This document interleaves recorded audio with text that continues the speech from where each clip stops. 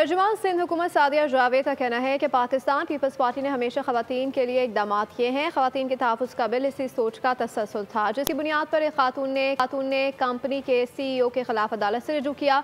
अदालत ने शवाहिद पर फैसला दिया। सादिया जावेद कहती हैं कि खवातीन को सोसाइटी का माइंड सेट बदलने के लिए खुद खड़ा होना होगा। कानून उनके तहफ़्फ़ुज़ के लिए मौजूद है।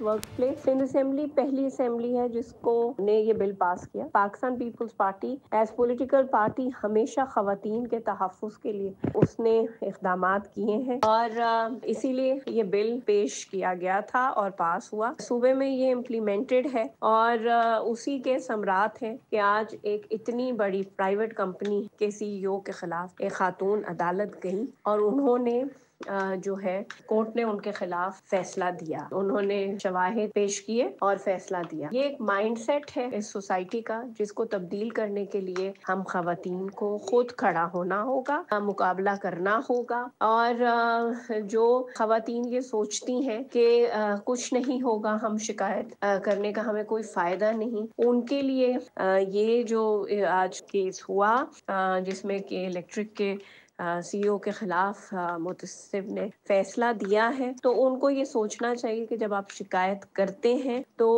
कानून मौजूद है, कानून हरकत में आता है। सब्सक्राइब करें और बेल दबाएं ताकि कोई खबर रह न जाए।